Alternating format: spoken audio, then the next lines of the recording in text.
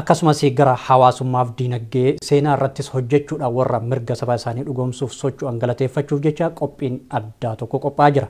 Kunis egaa Portland Oregon irratti adoolessa 29 bara 2018 qophiin kun kan qophaa'aa jiru. Koree qopheessitoota kana duuka bu'uudhaan nutis asitti affeerree jirra. Gama toora Skypeetiin Los Angeles, California irraa Dr. Gammachuu Kurfeessattuu jira. Gama istiidiyoo OMN qaamaan argamuudhaan ammoo keessummoonni keenya kanas jiran obbo Gabii Tufaa akkasumas Dr. Marqos Bakutooti. Egaa namoonni kunniin koree qindeessituu dhimma kanaati. Guyyaa 29 yookaan adoolessa kana jechuudha.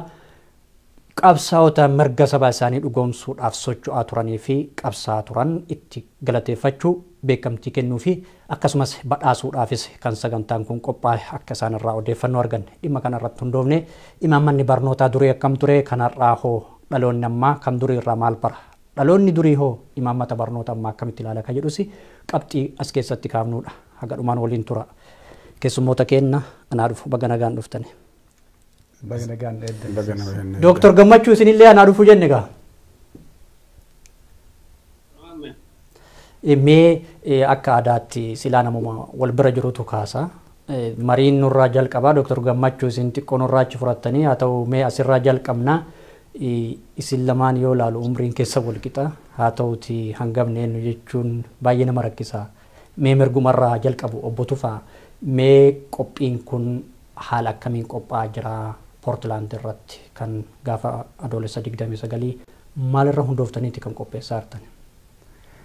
Galatoom Usmaan qophii kana wanti irra hundoofnee qophoofnu akkuma atuu jalqabarra ibsite namooti yookaan kaa'imman bara isaaniitti kaa'imman turan amma hedduu isaanii akaakayyuu abbootii kenna ka ta'ani yeroo fi fudhatanii uduu fi isaaniitti baay'een baratin ummata keenya barsiisuu qabna jedhanii yeroo ulfaataa san keessatti ka'anii qabsoo isaan godhanii nu hundaafuu karaa bananii xurree barumsaa kana kan hubanan isaan galateeffachuu fi namoota lubbuun jiran haga amma lubbuun jiraatanis warra lubbuu isaanii darbes yaadachuu fi karaa adda addaatii ummata waamicha gooneeti waan kana nu gootaniif galata guddaa qabdanii wanti isin gootan seenaan keessan hin irraanfatamne waa isin gootan san dachaa 10 caalutti hojjechuu qaba generation ammaa kun ka jedhuuni isaan waamnee kunootii xaariin keessan lafan banne nutis barannee ijoollee teessanis baratanii sadarkaa guddaa gaaniiru hedduu isaanii warri dooktora ta'anis jiranii injiinoota ta'anis jiranii warri biyya bulchanis jiranii daldala adda addaa guddaa keessa illee gaanii jiranii kanaaf kun hundumtu bu'aa keessanii galatooma jenneeti kanaaf isaan kutaa adda addaa irraa warra Ameerikaa keessa jiran bakkuma isaanii akka argama waamneerra akkasuma ammoo ijoollee isaanii ijoollee teenniin waan kanniinis akka isaan dhufanii hubatanii waa isaan abbootiin kenna godhan akka hubatan Portlanditti isteet adda addaa irraa walitti dhufama maaliifi manguddoonni baay'een naannoo san waan jiranii fi achitti illee filatame kanaaf waan kanniin qophii akkanaa kanniin gochuu irra jirra kan ammoo irra caalaa guddisee ka'uun godhaa ture Dr. Gammachuu ta'e bal'isee ibsuu hin danda'a ka hafe ammoo Dr. Marqosiif Dr. Marqos yoo gama keessanii dhufe namni tokko yoo ummata isaatiif waan seena qabeessaa tokko dalagee galateeffachuun ulfeeffachuun badhaasuun aadaa jirtu kun akkuma jiru ta'ee amma namoonni gaafas bara Haile Sillaaseetti barri 1950 jechuun gaafas qabsoo kana cichanii akka keessattuu imaammanni barnootaa biyyattii san keessatti babal'atu taasisuu keessa warra qooda fudhate kanuma as jirtan kana waamtaniiti moo biyyarraa kan dhufan jiru moo wanni sunoo akkam? Duraan dursee sagantaa kana haala kanaan qopheessitanii ummata keenya addunyaa guutuu irratti warra OMN isin galateeffachuu fedha. Yeroo keessan fudhattanii waan kana ummataaf ibsuuf qophaa'uu keessanitti. Itti aansuun ammoo kallattiin gaafii kan keeyoo ka deebisu sagantaan kun wama har'a yookiin ji'a darbe ji'a lamaan keessatti yaadamee qophaa'ee osoo hin ta'in keessaahuu Dr. Gammachuu namoonni biroos yaada kana yeroo dheeraa haasaa turre garuu kallattiin hojii kana ittiin dalagaa hin fudhaa jedhee Dr. Gammachuu riisarchii isaa eegalee irratti dalagaa ture. Amma gara xumuraatitti yaada kana gara dhaloota itti aanuuttis dabarsuuf namoota ammoo lubbuun jiranis kan lubbuun hin jirres yaadachuuf sagantaan kun guyyaa kanatti qabame. Biyyarraas warri dhufan ni jiru jedhee abdadhaa isa Dr. Gammachuu waan jiru ibsuu danda'a. Garuu sagantaa qophii kanaa irratti qooda guddaa biyyarraallee fudhataa jiranii. Waan adda addaatiin waraabanii yaada jiruu fi akka ammoo wanni kunin isaan birattis yookiin isaanis irraa qooda fudhatanii gara ofa footittis isaan birattis akka biyyattii guutuu keessatti wanni kun calaqqifamu warra qooda kana keessa jirantu jira jechuudha. Sagantaa akka waliigalaatti qooda kana keessaa qooda fudhatu. Tole. Dr. Gammachuu gama keessanitti yoo dhufee mee akka waggoota 4 irraa haga 5 fudhatuuf qorannoo geggeessaa akka turtan piroojeektii kana milkeessuuf akkasumas uummata biraan dhaqqabsiisuuf warroota kaleessa mirga isaanii yookaan mirga saba isaanii dhugoomsuuf qabsaan kan lubbuun jiraniif hin jirre itti yaadachuuf kan jiru galateeffachuu badhaasuun qophiilee yeroo dheeraa akka irraa fudhatee fi akka irra hojjechaa jirtantu quba qabna. Mee haalli amma qophiitti qophaa'aa jirtan maal fakkaataa?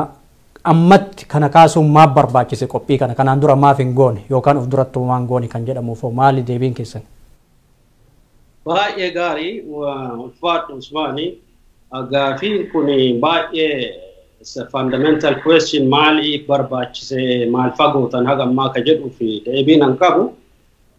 Oromoon hennaa baay'ee seenaa kennaa nama biraatitu nu qoraa karaa isaa itti qoraniin faallaa sana ammoo yoo arginu qottifnee balaaleffannee lollaa nu ammoo dandeettii qabnuuni waan seenaa saba kennaa waan namni kenna dalage waan Oromoonni jajjaboon dalagan galmeessuu akka qabnu kana irraa kaka'e wanti kutannee kaanee fi abbootiin teennallee baay'ee nu dhaamatanii ilmaan teenna waan jabduu dalannee seenaa kenna jabduu tana akka nu jalaa hin banne jedhaniiti hennaa adda addaa waan nu dhaamataniif kuni waan yaadannoo kenna keessa turuu fi anii fi namoonni baay'een jenereeshinii kenna ta'an waan kana mari'annee godhuu qabnaa seenaa kana galmeessuu qabnaa galmeessuu callaa utuu hin taane ammoo irraallee gara ijoollee jenereeshinii heeriteejii kenna kana dabarsuu qabnaa akkasittillee dhiisuu callaa utuu hin taane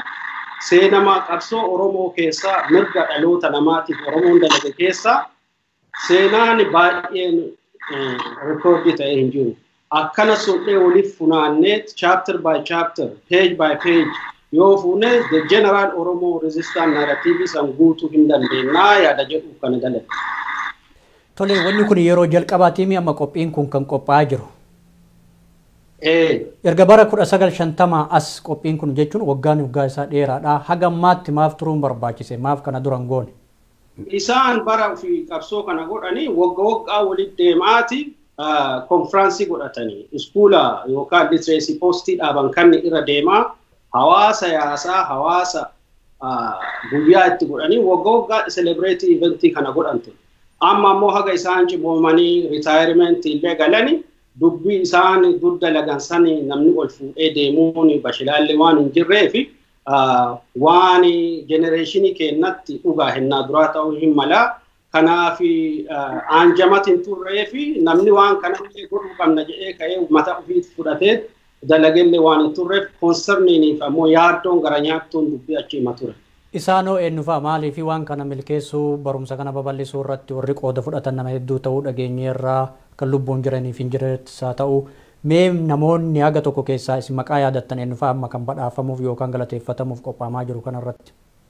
Yaa dubbiin kun diqqoosi keerfulii ta'uu barbaachisaa maaliif wanti kun waan namni taa'ee mari'atee walii galte Oromoon kun yoo waliin mari'atee walii galu haga namni harka caalaa walii galuuf eego namni martu haga walii galuuf taa'ee mari'atee irra bulee dubbii oolchee walii gala kana namoonni utuu akkas jennu nama liidarshiipii fudhatanii waan kan fafoo deemsisantu jira namoota kana maqaa dha'uun barbaachisa. Fakkeenyaaf namoota akka Bishiraa Falamaa, akka Obbo Bayyanee Baraasoo, akka Jaldoo Oddeessoo, akka Tigiroo Ganamoo, akka Dotii Turaa, Obbo Guttaa Bariisoo, Waariyoo Dhaqqaboo, warri hin jirre illee akka Hussein Dassiisoo, Bulloo Kurfeessaa, warra akka Galgaluu Goomaloo, Handeessaa Tusoo baay'ee lakkoofnee fixuu hin dandeenyu.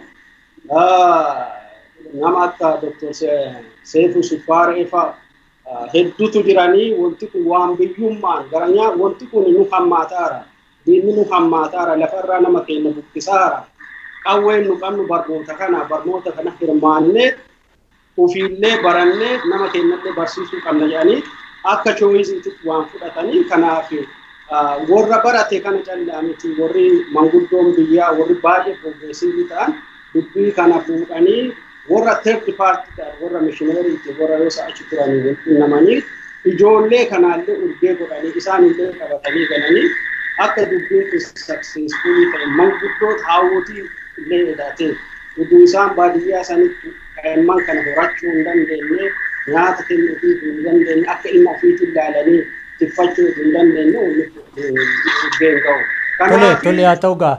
Dr. Gammachuu baay'ee sagaleen ammoo isin biraa dhagama. Sagaleen san utuu xiqqeessitanii wanta isin jeequ wayiitu jira. Mee isinitti hin deebi'a. Boogabii mee gama keessanii yoo deebi'e yeroon amma manguddoon nama Dr. Gammachuun maqaa kaasaniif kanneen biroo kan maqaan illee hin kaafamne hedduun akka imaammanni barnoota barumsi kun biyyattii san keessa babal'atu warra qooda guddaa ba'aa turanii akkam yoo qorannoo keessan keessa geggeessitanii argitan akkamitti maaltu isaan itti kakaase barri sun ammoo bara sirna Haayila Sillaaseeti. Afaan Oromootiin barachuun hafee barsiisuunis hafee afaan Oromoo dubbachuun baay'ee itti akka ture. Keessattuu ammoo afaan Oromoo reediyoo cabsa yeroo itti jedhame fa'aatu ture. Akkamiin manguddoonni kun kana keessa qaxxaamuranii akka barumsi babal'atu taasisan barasan maalirraa gaafatanii odeeffatanii quba qabdu? Wanta kana akka gaafannee odeeffanne aanni fakkeenyaaf ofii kiyyaa guddataa deemu waa hedduu dhagaa guddadhe. Warri inni barumsi kunninuu inninu hulee lama qoodama. Tokko warra waa'ee barumsa Arsii Basic School ka jedhu kana akka kutaa jechuun gruupii qindaa'eet wal qindeessanii kaanii baadiyyaa keessa deemaa barsiisaniiti. Tokko ammoo isumaan duraayyuu namootiin tokko akkuma nama tokkootitti barumsa kana uduu wanti waa'ee basic school kunu barumsaa kun uduu jala eegalleen dura gruupii yuuzii kun kaa'imaa kun dargaggoon kun uduu wal qindeessanii dhufneen dura namootiin tokko akka man tokkeetitti yaada kana ummatatti ka fidantu jira. Isa kanas akkuma carraatiin fidanii inni sunis waa'ee amantii fakkeenyaaf akka fakkeenyaatti yoo dubbadhe jedhe waa'ee abbaa kiyyaa haasa'uuf uduu hin taane abbaan kiyyaa fakkeenyaaf Tufaa Kojii gabaa dhaqee uduu dhufu waa'ee barumsa baayibilii nama barsiisu karaarra dhaga'e gabaa qoree dhaqee uduu dhufu dhaga'e as dhufamee dhageeffadhaa jedhee waan san dhageeffataa oolee manatti uduun galle guyyaa tokko lama bulee yeroo san abbaa isaas warri isaas haatiyyas baay'ee yaaddanii turanii eessa deeme jedhanii inni booda waan san baratee dhufee waan dubbii san fidee gizee barumsa san gara manaa fidee warra waan san barsiisus fide jechuudha. Achi yeroo inni waan kana godhee jedhu fudhatama guddaan qabu ture. Amantiin kiristaanaa kunis islaamallee beekamaan turre yeroo san haala saniin uduma jara kana waliin kominikeetii godhu deebi'ee ammoo wannaa fide fakkeenyaaf warra nama qubee barsiisuun ijoollee qubee barsiiftuuf kennaniif isa qubee san ufii baratee fidala jechoo ufii baratee achi ammoo namoota isa wajjin jirullee barsiisee ijoolleellee walii waamee mukuma jalatti manuma ofiitti barsiisee kana kophaa ofiitti gochuu waan hin dandeenyeef wanti kun guddataa deemee booda ijoollee warra yuuzii akka amma kuyyara irraa dhufanii badhinnaan aloonis ta'ee karaa wataas karaa adda addaatti warra barsiisan kana nama waan kanniin barsiisu wanna godhu irra fide. haala kanaan booda wanti kuni mi'eeffatamaa dhufeeti warra already baratanii diqqoo kutaa afurii warra gaansaniin warra amma Dr. Gammachuu maqaan hudhee kanneen gara baadiyyaa adda addaa facaasanii jarri kuni maaliif dhokatanii barsiisan malee hin qabamanii hidhamanii rakkoo ragaa kana ofin murteessanii an waggaa tokko kutaa afurii of ta'een booda akka fakkeenya dirqamaa jechuudha. Waggaa tokkicha barsiisuu qabdu iskoola ofii taatee jechuudha barumsa irraa dhaabsifteeti. Haala kanaan manguddoonni kunneen amma manguddoota ta'an yeroo san ka'immoota turanii ka'immoonni kunneen sodaa malee baadiyyaa keessa deemanii ijoollee durbaallee kan warri nu hayyamne akka barattu diraamaa adda addaa hojjetaa walaloo adda addaa hojjetaa warra jalaa haa ta'aa fa'a ijoollee durbaallee barsiisaa turan. Garii isaaniillee ijoollee xiqqeena fuudhanii fuudha gara aadaa isaaniitti daa'imma fuudha jedhanii seerumaa fuudhanii bira fidanii barsiisanii haga isaan baratanii kan hin booda deebanii seeraan fuudhan jechuudha. Akkasillee ture qabsoo kana karaa adda addaatiin godhamaa ture. Maaliif sodaatu ture mootummaa irraalee sappoortiin hin jiru sappoortii dhiisiyyuu hayyamni nu hin jiru. Kana hayyama kan argachuufu baay'ee akkuma amma Dr. Maarqos dura ibsaa ture hayyama kan argachuufu waggaa 2 ol karaa deemaa turanii haga Finfinnee haga Asallaa hayyama malee achitti banuu hin danda'anii meebi kan irra Dr. Gammachuu fi Dr. Maarqos badhisanii dabaluu hin danda'anii qabsoo guddaa keessa darbaniiti. Seenaa bal'aadhaa akkasiin kaaftan seenaa guddaadhaa. Dr. Maarqos seenaan kun yoo duuba deebi'amee ilaalamu wanti gaafas manguddoonni har'aa dargaggoonni durii hojjetan ifa ta'ee quubsaa ta'ee akka barbaadamutti yeroo isinis umriin ijoollummaa naannawa san turtanitti irraa fayyadamtanii jirtu uummanni fayyadamee jira akkasumas yoo gaafattan manguddoonni kun maalirraa ka'anii maal fakkeenya taasifataniiti ka gaafas akka barumsi babal'atu kan taasisuu keessa qooda fudhatan. Galatoomi gaafii bareeda gaafii kanan deebisanii gaafii duraanii Dr. Gammachuun gaafate tokko irraa komentii godhuu fedha. Maali ka jedhu maaf haga ammaa turtanii adda maaf ta'uu danda'e maaf armaan duran taane ka jedhuu fi haaluma uummata Oromootu yoo laalte bara kana waan hedduutti ta'uu jira. Mirqaana jajjaba jira. Wanni waggaa 50 qabsoon waggaa 50 waggaa 100 hiikaa argachuu jira. Kanaaf ijoolleen kunis bilchaatanii baratanii jiruullee gattaanii kaanii yaada yeroo baay'ee yaadaa turre yeroo baay'ee waliin rakkataa turre yeroo baay'ee oduu akkana ta'ee jedhaa turre sani gara akshinii jijjiiramuu qaba yeroon jedhamu yerootu gahee fakkaata wanni hundinuu wal faana deema isii san akkasitti lafa kaaya. Kun ammoo gaafii ati na gaafattee warri kunini wanni isaan godhan bu'aan isaanii maali nu eessaa dhufne yoo jenne nu'uu kenna yoo of laalle barnoota naannoo kennaa kana yoo laalle oduu isaan gaafas waan san hin gooneeti nu adda bakka kanan jiru. Barnoonni naannoo kennatti naannoma Itoophiyaa guututtuu haala dargiinuu dhufee masirratti timirti zamachaa jedhe suni eessarraa ka'ee guutuu Itoophiyaa keessatti kun waan himamuu qabu ture kun waan biyyattii san keessan turre bayanii oduu kaffaltii tokko malee bakka adda addaa ofiin deemanii ofiin ummata harkisanii ofiin ijoollee giddi manaa baasanii namni barachoo qabaa namni ija banachoo qabaa wanni jedhamu guutuu Itoophiyaa keessatti hin turre jechuun danda'a. Maaf barnoonni biyya adda addaa tures warri akka mishineerii kunniin dhaqanii yookiin mootummaan dhaqee mana barnootaa banee haala kanaan warri maallaqa qabu warri barsiisaa qaxaruu danda'u warri waa'ee amantii irraa babal'ifachuu barbaadu haala kanaan manni iskuulaa babal'ate malee dhaloota ijoollee isaanii keessaan ijoollee ofiifuu hin baratin fidala qofa lakkoofte fidalaa fi yookiin lakkoofsa qofa baratte isii tanaan ammoo ummanni kiyyas ija banachuu qaba barnoonni of nu barbaachisa waan isaan sa'a sallaala nu amma sa'a kan yoo tenne laallu dhugaan fakkaatu nu iyyuu galu maal argan maal mul'ata akkamtu isaanin mul'ate gara of namni maaf barachuu qaba wanni TV'n hin jiru buuka dubbisan hin jiru reediyoon dhagaan hin jiru namni barate isaan bira doktora ta'ee kan jiruu gaarii jiraataaru hin jiru eessaa fidaniin kunini waan akka ajaa'ibaa jechuudha waan kana garuu godhuun isaanii maal fide gara dhumaatitti biyya san keessatti warri ministeera ta'an warri arra biyya san bulchan warri biyya addunyaa irra deemanii doktoraaf waan adda addaa ta'an kun hundinuu ijoollee bu'aa isaaniiti. Kana qofa ofii kenna akka fakkeenyaatti fudhachuu dandeenya. Nu gaafa dhandhee mana barnootaa mana seeraa barnoota dhandhee seennu kutaa 3 kutaa 4 irraa eegalle kutaa takka irraa eegalle akka seeraatitti. Maaf barnoota isaan baadiyyaa keessa deemanii barnootan santu nu dhaqqabe.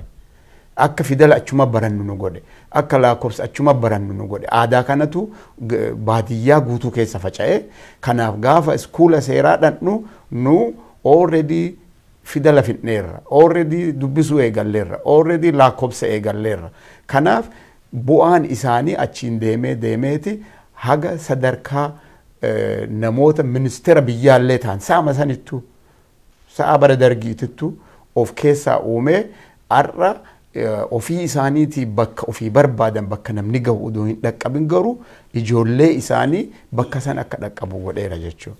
Kanaaf wanni isaan godhan suni hedduu waan sadarkaa amma nuti haasarru kanaa olitti dubbatamuu qabu. National levelitti wanni kun sadarkaa barnoota biyyaatitti waan fakkeenya ta'ee deemuu qabu.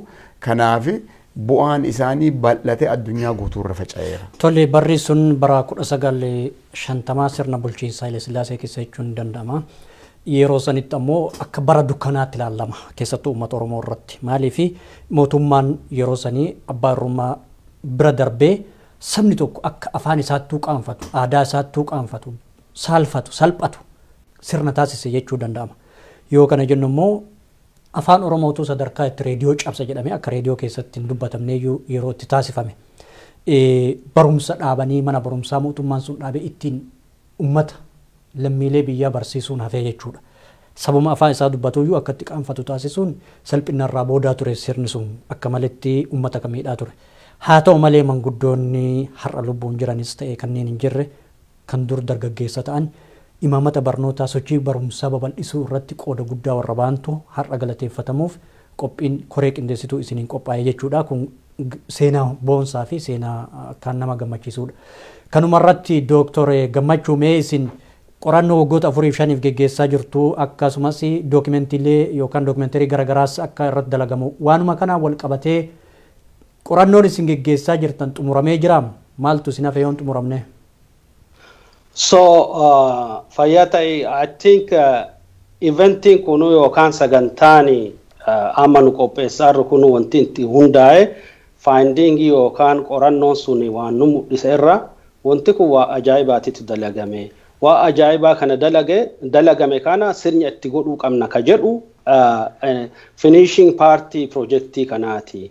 Projectiin kuni gaafa dhumate documentary filmii fi publishable book kitaaba katabneet kun ammoo akka Ministry of Education Oromiyaa keessa galu warri biyyaallee mootummaa gaafatanii waan kana amma akkuma Oromoon humna argataa irree argataa dhageettiillee argataa deemeen seenaan Oromoota ka qabsoo isaan godhan ka urgee adda addaatti harca'ee hafe kun walitti qabamee seenaan kunillee galmee san keessa akka seenu abdii qabnaa kanaaf pushii goonaa jechuudha.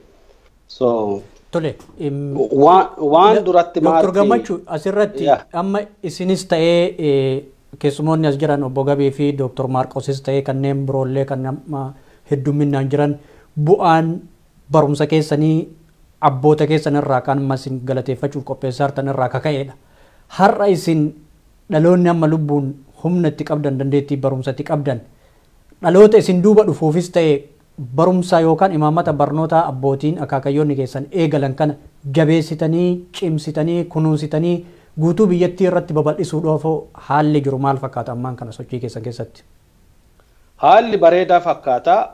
Tokkoffaa akkuma argitu nu generationiin kenna kun generationi bridging generationi baqarra turre baqarraa dhufnee haga ufsetelii goonee waan kanallee hin argannee duuba deebinee yaanne ijoollee keenya kanallee diddaa barsiisu wanti tokko gaqqabummaa yookaan ammoo waan namummaa kan keessirraa mulqaa haala oppressiivii ta'e akka nu abbootiin teenya didanii haawwatiin teennallee didanii nullee dinne ilmaan keennallee haqa malee haqa namarraa fuudhuu akka dida ijoollee keenya barsiisu.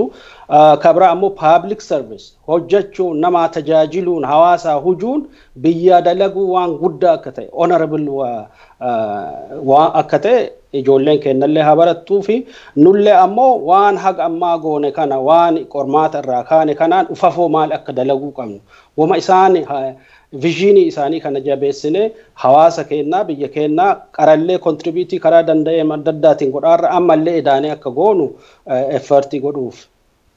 Manneen barumsaa manguddoonni gaafa durii jalqaban kan jiranillee jiru warra fakkeenyaaf yoo fudhanne mana barumsaa Adventistii kuyyaraa akka fakkeenya kaasuuf dandeenya manneen barumsaa biraallee jira akka baadiyyaarras jiru ta'e ka magaalaa manneen barumsaa kana kan jiruuf kan jirallee kunuunsuun akka barattoonni achi keessattuu sadarkaa teknooloojii biyya alaa kanaa walitti hidhatamee akka barumsaan jabaatan gochuu gama keessumattuu mana kitaabaa yookaan laayibraarii fa'aa uumanii fi akka kitaaba karaa salphaan biyya alaa irraa dooneeshinii yookaan gargaarsaan argamee biyya keessatti gumaacha taasifamee dhaloonni dhufu irraa baratu taasisuu irratti maal hojjechaa jirtu maaltu isinirraa eegama Oromoo irraa maaltu eegama obbo Gabii?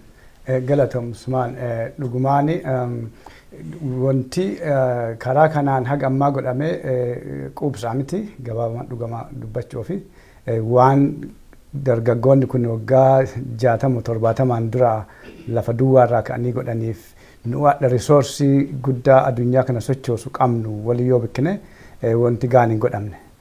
Kun ammoo baay'ee waan jijjiiramuu qabu.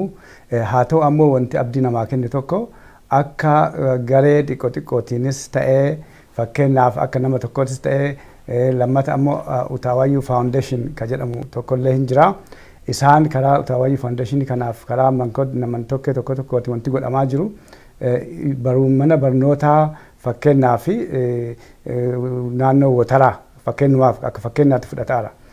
Wotara jechuun kuyyaadhaa gara meebii maayilii 5-6 yoo ta'e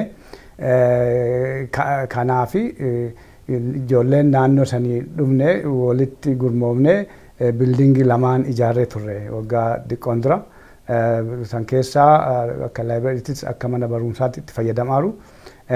Kabira ammoo warri Utaawayyuu Foundationiin ijoollee barumsa isaaniitiin sadarkaa gaarii qabxii gaarii qaban walitti keessaa selektii godhuuni ijoollee kanneen achitti ispoonsarii godhanii barsiisanii yoo isaan achi fixatan ammoo baadiyyaa magaalaa yoo seenan magaalaa keessan namni mana bulu qabu bakka jiraatu qabu waan kaffalatee adda addaatiin godhatu qabu isa kanas gargaaruu irra jiranii waggaan ijoollee murtaa'e inni sun lakkoofsina ijoollee kan itti gargaaramaa kun ga'aa miti. Isa kana sadarkaa adda addaatiin baay'essanii guddisanii wanna godhu fakkeenyaaf akka man tokkeetitti Dr. Guddataaniif maatii isaa fa'a ijoollee hedduu ispoonsarii godhaa turanii karaa maatii kennaatiinis namoota tokko ispoonsarii goonu inuma jira.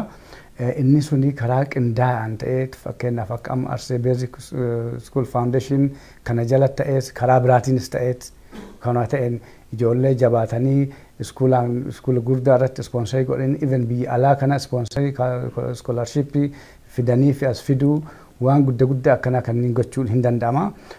Waan already jalqabame irratti biildii goonee sadarkaa guddaa geessuu hin dandeenya. Ammaaf walga'iin amma gaafa ji'a kana 29 ta'u kuni badhaasa qofaa miti waan kanas bal'ina irratti marii gochuuf deemna. Booda bal'inaa hunda godhuu itti aansee garuu wanti xiqqoo yoo carraa argadhetti dabaluu barbaadu sochiin yeroo san dargaggoonni bara 1950 jalqabanii fedhii isaaniitiin eenyullee eduu isaan wannan jenne fedhii ufiitiin wannan jenne suni akka baay'eetti baadaa keessa faca'ee iskuulli baay'een iskuulli xiqqaan an fakkeenyaaf iskuula Wotaraa jedhamu baradhee qubee fidaan laakka'u akkuma Dr. Maarqos jedhe abbaa kiyyatu na barsiise lachuu baradheetti gizee dhufu an waamaraa fixeera dhugumaan bara dargiiti. Dargiin seenee gara waggaa lamaan booda tokkommoo lamaan booda iskuula seene yeroo sanitti an reedii ture an gizee kutaa kindergaarteen irra turuu qabu waggama tokko waggaa lamaa kutaa lamaa seene waggaatti aanu jechuun maaliif already jalaa fixeera. Kunini wannaa guddisee guddaa fakkeenyaaf fakkeenya amma waa'ee Arsii Bees Iskuulii kana yoo ilaalte jettu waa'ee meebii beektan ta'a beektatoo hin beeku Usmaan Idgat Bahibrat የእውቀትና የስራ ዘመቻ ከjedhamu warri dargiin akka dirqamaa godhee ijoollee iskuulii kutaa 11 fa'aa irraa baasa'aati waggaa tokkoof servisii godhaa turanii warri hangaftoota kennaa servisii godhaa turanii iyyuu actually namni fira kiyyaa Saameel Badhaasoo ka jedhamu Badhaasoo Falamaa abbaa isaa warra waa'ee kanarra paayinerii godhan Badhaasoo Falamaa waa'ee barumsaa kanarra paayinerii godhee sadarkaa guddaan nama hojjete keessaa tokko Idgat Bahibrat yookaan asirraa zamachaa kana keessa biyya Harargee deemee achi du'e bisaan fudhateeniiti. Isa kana yoo laallee jennu dargiin wama kanaayyuu achi irraa kooppii godhe kooppii haa godhu malee ka dargi ka dirqamaa ture. Dirqamaan dhattee barsiisuu qabda iskuula dhiiftee anam fakkeenya gisee kutaa 12 fidhadhee jedhe 4-5 deemeera Maarkis Dr. Gammachis akkasuma dirqama qaba ture haa dirqama ta'u amma bu'aa buuseera. So wanti kunini really generation gara generation waan guddaa goonee dabarsuu dandeenya. Sadarkaa institution university guddaa dhaabu technology adda addaa godhu yoo dhufne jenne resource ni jira guddisee jira jechuu barbaada. Gurmaanii yoo waliin deeman yoo gurmaanii hojjetan wanni hin dalagamne jiru jechuun hin danda'amu wanni hunduu ni dalagama. Erga kana jennee isin abboota keessan irraa bu'uura abbootiin keessan kaan irraa kaatanii barumsaanuu sadarkaa kana geettanii waan isin irraa eeggamuun sadarkaa kana geettanii barattanii jirtu. Akkuma isin abboota keessa irraa barattan dhaloonni isin duubaa'u isin irraa maal baraa Dr. Maarqos? Gaafii gaarii waan nurraa baratan ijoolleen teenya deebisuuf waan hadhan hunyutu murteessa. Ijoollee kennatu abbootii kennarraa waan kana baranne jedhee himuu qaba. Nu ammoo adda jireenya keessatti waan nu dalannu kanatu garas jijjiirama jechuudha. Nus wanni irraa dubbataarru waa'ee abbootii kennaa yookiin akaakuleeta kennaa haasa'u jirra jechuudha. Kanaaf akkaataa ani itti ilaalu ta duraa waan ilma namaa irraa barbaachisu waan ofii kennaa qofa osoo hin ta'in waan hawaasaa ta'u rakkoo hawaasaa waan hawaasni keessa jiru hojjechuun yeroo ati jirtu jechuudha. Sa'a ati jirtu sanitti. Fakkeenya yoo dubbii kanatti makne abbootiin keenya ka amma waa'ee isaanii haasa'uu barbaannu kuni yeroo isaan jiran keessatti rakkoo jiru ofii isaaniitiif qe'ee isaanii keessaa bayan hundaa waan wal fakkaatuuf jecha waliin gatta'anii bakka gahan tokkotti mari'ataniiti waan isaan dalagan sa'a san waggaa 50 booda ijoolleen teenya nu dubbatti jedhaniiti miti. Yookiin waggaa 50 booda wanni akkanaan dhufa jedhaniiti miti. Garuu yeroo sanitti waan ofii argatan san uummanni sun argachuu qaba jedhaniiti ka dalagan. Sa'a sanitti fakkeenya yoo fudhanne biyya Itoophiyaa keessatti yeroo isaan barachuu qaba namni jedhanii chooka fudhatanii qalama fudhatanii ka'anii baddaa baaleetitti yookiin asoosatti yookiin bakka adda addaatitti qawwee fudhatee warra ka'ee jira jechuudha. Haala naannoo sanii haala jireenya sanii laaluu dadhabanii cunqursa sirna gabrummaa cunqursaa waan ummataaf kennuu inni dhooggate waan ummata irraa inni fudhate kana karaa kanaan ofirraa dhoogginaa jedhanii namoonni akka Hussein Buneefa akka Waaqoo Guutuufa qawwee fudhatanii yoo ka'anii iskiriiptoo fudhatanii ka'anii jechuudha jarri kunillee.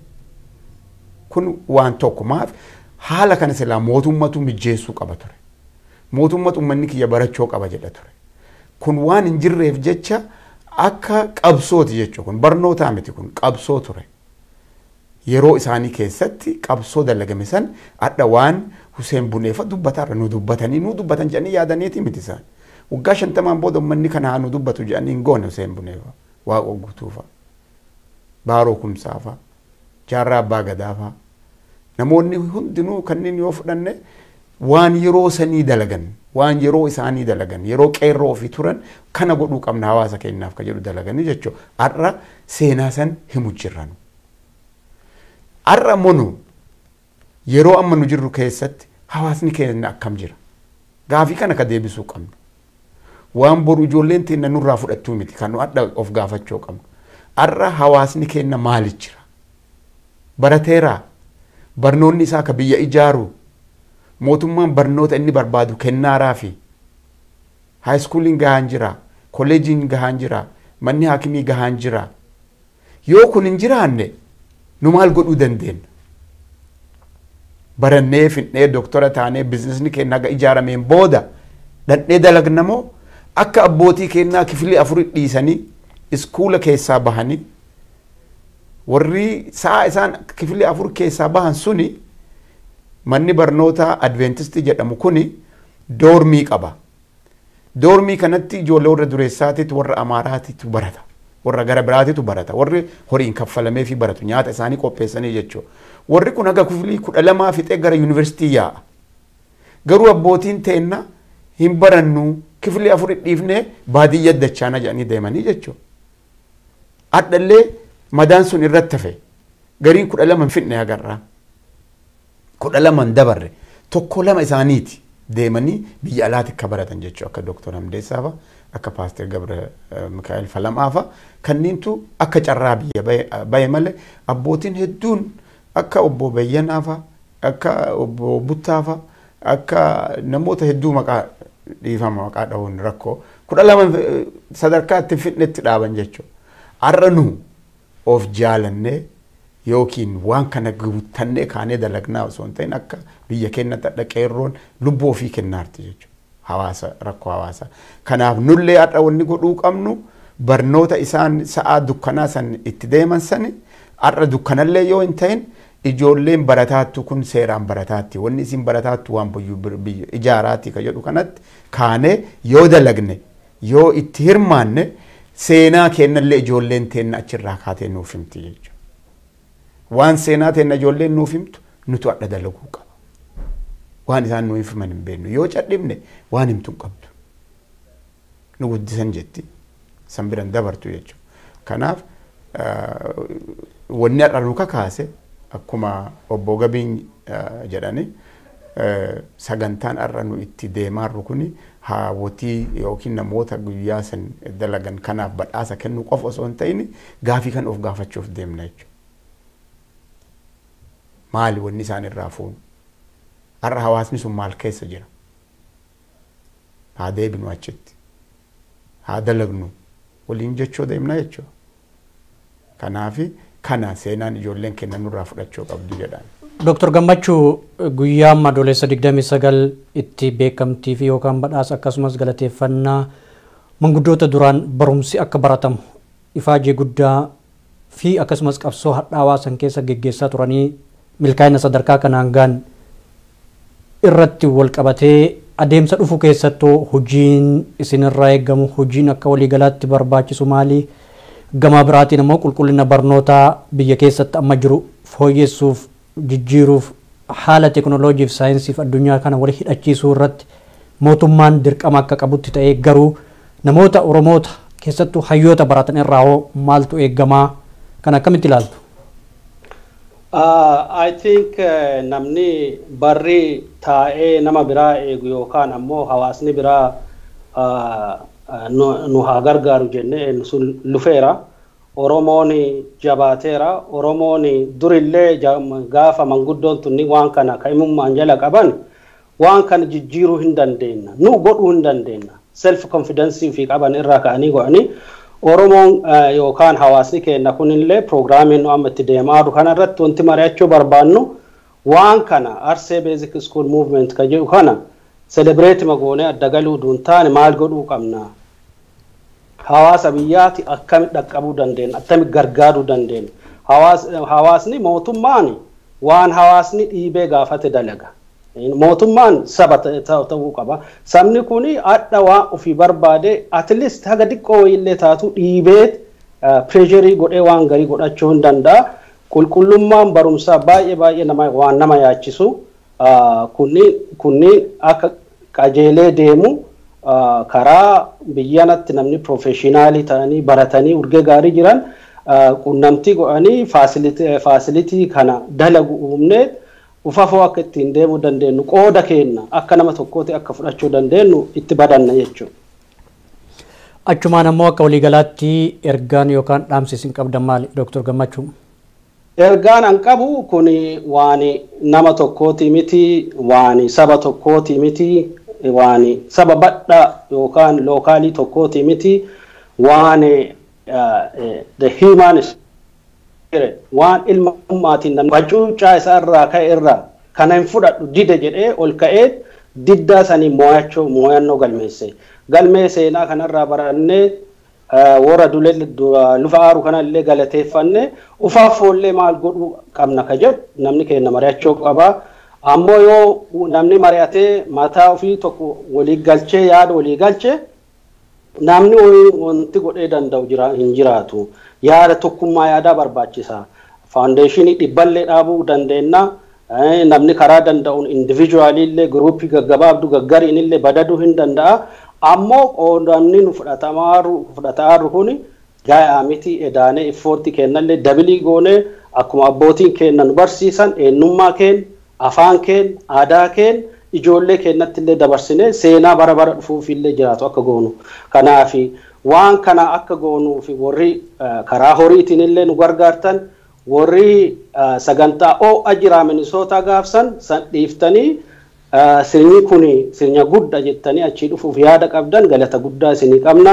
Koottaa hennaa gaarii qabaannaa sirna gaarii waan lafeetii gannee biraan gannu soo kanaaf galatoomaa jedha.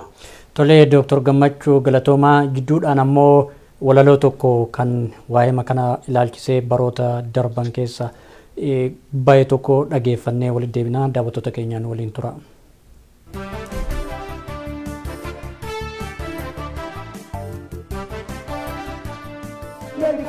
Kasa amille wahima isini dubbisa sena adda sena nama isu lafte samta amalle dubbisa sena garagara kama metani sena darbiba kamu salim wami yanagene ummanin agene tanki manadige detuna ladute tanamana dette durbile fute ummanni bakate gara duro gale maatu biyya kafee waacuu bartee malee. Isiilee dhumanii cilee gurguranii dhiiga hiyyeessaatiin daadhii gurguranii. Isiisanuu dhugaa namichi gubatee rakkoo biyya keenyaa bartoota gubatee. Karaan manni baagadaa isa dhaggeen galmasaa jajjabiisa taa'ee seenaa saba barreessa.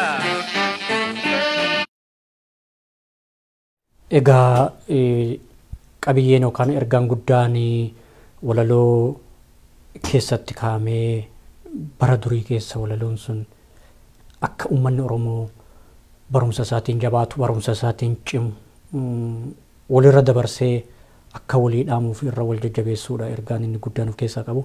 Mee isinis akkuma san ergaan akka walii galatti uummata Oromoo qabdan keessattuu barumsa irra jabaachuu barumsaa wal jabeessuu walirraa fuudhanii barumsa kana guddisuu fi dhalli namaa akka barumsa kanaan jabaatuuf dagaagu taasisuuf ergaan qabdan maal obbo Gabii?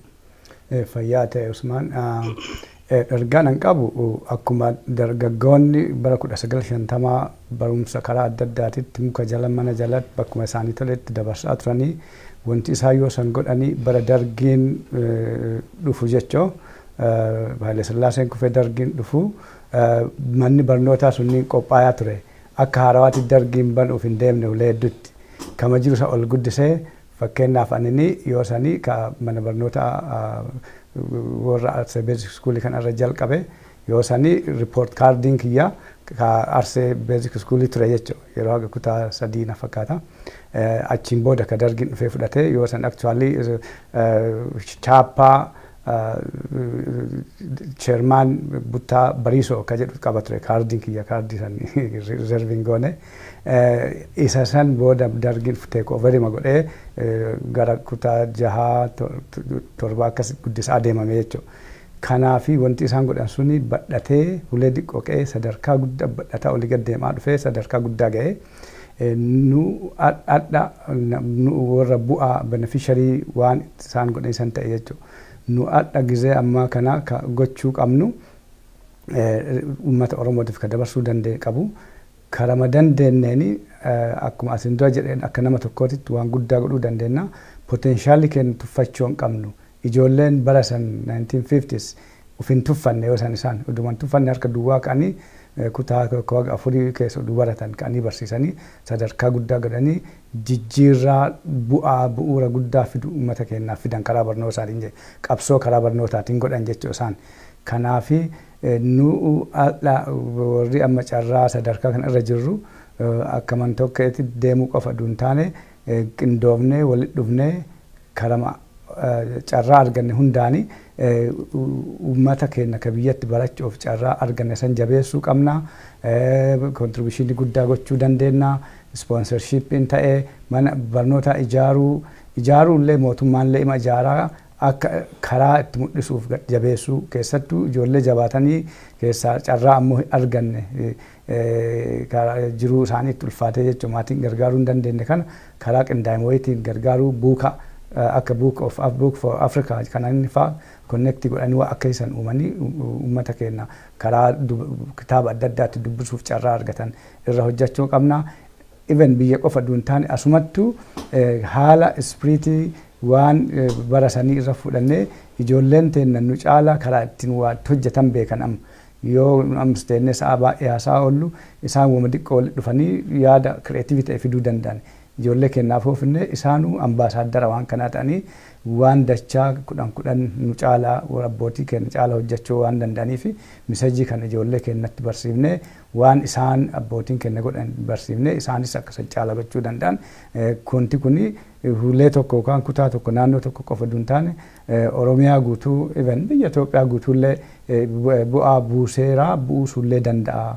Haala sanii yoo ilaalle kanuma uummata keenyaaf dhaamuu barbaada. Ulfaadha Dr. Marqos. Hedduu galatooma ani dhaamsi an qabaadhu kanatti as garagalu. Maaf biyya diaasporaa jira. Jireenya kiyya biyya kana jiraataara. Wanni haasawarra ammoo waa'ee uummata Oromooti. Waa'ee rakkoo uummata Oromooti. Rakkoo tokko mootummaan kophaa isaa hin furu. Hawaasni tokko namni tokko akka nama tokkootitti itti dhagahamee yoo dalage qofa bitti takka bakka fedhan sangeetti karaa fedheenu jechuu. Kana keessatti ammoo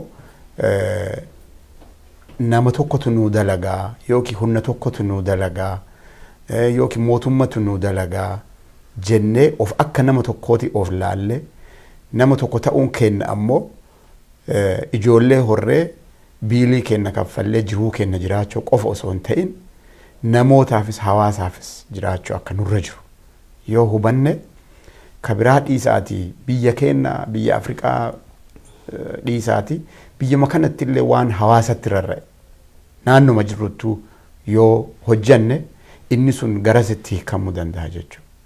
Yeroo tokko of dabarsinee hawaasaaf kennuu akka dandeenyu.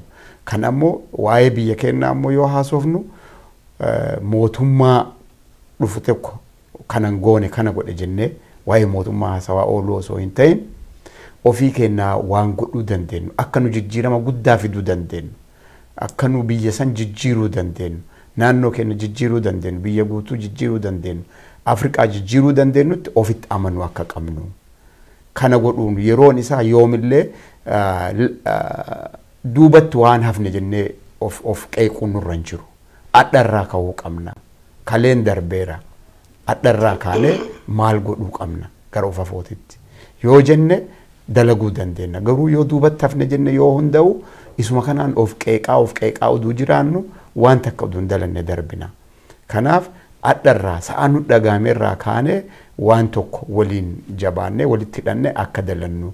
Sagantaan kunis garri inni nu oofuu qabus garri inni nu deemsisus sagantaa kanarraa qooda fudhachuu baannus waa'ee kalee namoonni hedduu xixiqqoon ijoolleen hedduu waan beekne ijoollee namni beekuu naannoo isaanii hin jirre akka barnootaatti jedhaara waan biroo osoo hin ta'in ka'anii waan kana godhuu dandeennaa jedhanii dalagan waan isaan jijjiiran amma yoo arginu nu'uun ammoo guddannee sadarkaa kana geenne biyya addunyaa keessa jirru kun jijjiirama guddaa akka fiduu dandeenyu akka hubannu barbaada. Kanuma dhaamsi. Hedduu galatoomaa hojii fi karoora yaada keessan ka imalaa itti jirtanitti milkaa jenna isinaa milkeessuu ulfaadha isin sadiinu. Doktor. Yeah, asirraa utuun boone, I just want to say sentence ma tokko utuun kennite. Tole haa ta'u itti fufa. Okay, maarree Oromoo amba kenna ulfaadhaa wanti guddaani wanti ilmaan Oromoo warri qabsoo kanarratti durirraa qabanii haga kalee adhaallee dhiigaa jiranii eenyummaan kennallee namummaan kennallee waan isaaniin dhaabateefi galata guddaa qabnaa qeerroo kennaa galata guddaa qabnaa kana uduu hin jenne sagantaa kana yoo cufne I think gaarii natti fakkaatu tokko Oromoon tokko yoo ta'e humna akka ta'u argaa jirra Oromoon tokko ta'ee jabaatee waa ofii barbaadu haqa ofii biyya ofii irra abbaa ta'u ofii bulchuu waan dhaloota namummaatiin waan isaanii kenn tokkochi namaallee akka irraa fudhachuu akka hin dandeenyetti ijaaruu yookaan dhaabatanii ofirraa dhooguu danda'uu isaanii arguu kennaa fi baay'ee gammannaa yaada kanallee baay'ee sappoortii goona jechuuf. Tole ka hedduu galatoomaa Dr. Gammachuu Kurfeessaa California Los Angeles irraa Skypeedhaan wajjin hirmaattanii ulfaadha akkasumas as studio kennatti immoo obbo Gabii Tufaatii fi Dr. Marqos Bakutoo hedduu ulfaadha galatoomaa. Egaan daawwattoota keenya